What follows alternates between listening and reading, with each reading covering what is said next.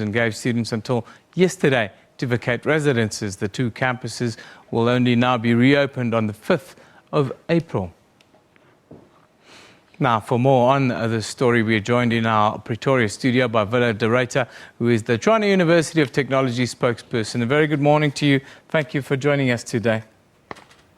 Good morning. Thanks for having me. Just give us a quick roundup. What is happening there today, and how do you review the last couple of days? Well, the situation is calm. We've been monitoring it for the past 24 hours. There's a couple of students who are still left on the campus, and we provided the alternative accommodation to them for their own safety and to allow them time to make travel plans. We expect that they will all be off camp. They would all have gone home by the weekend.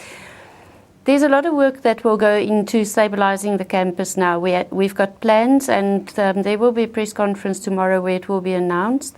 And then also, we would like to engage the parents and stakeholders. It's very important to get their inputs and to get their ideas on the way forward for those campuses. The town hall meeting that will be called will take place on 19 March from 11 to 1 at the Genk Hall at the Soshanguve South Campus. And for us, it's a priority to stabilize those campuses and to get our students back into class. Now, the 5th of April is when you're scheduled to return to class. How do you think that's going to affect your academic year? It's certainly a lot of time lost for educators.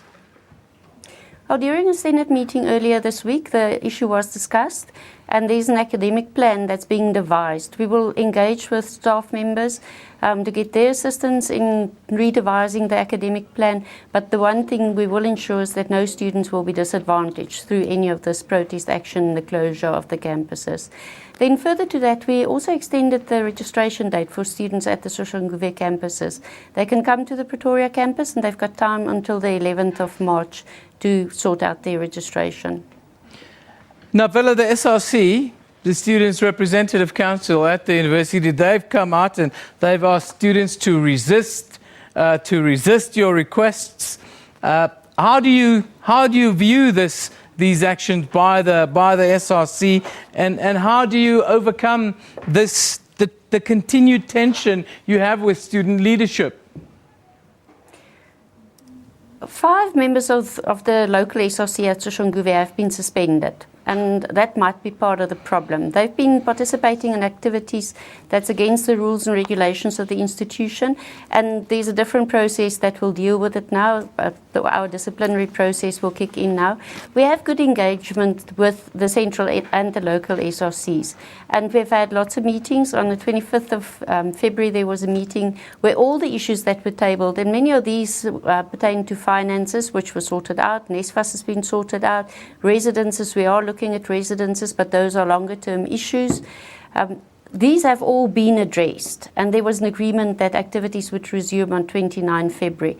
But despite this agreement, there's still a small group of people who keep the protest going, and that's one of the issues we are going to sort out while those campuses are closed.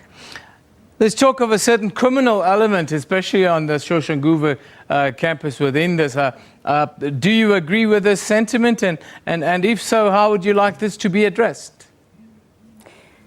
There are allegations of criminality. It's true, and vandalism is seen as a criminal activity.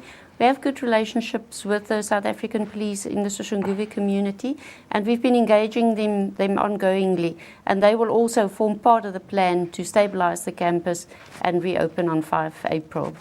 What are the sort of key points that need to happen over the next 3 weeks for you, in order for you to stabilize the campus and then for you to resume academic activity on the 5th of next month?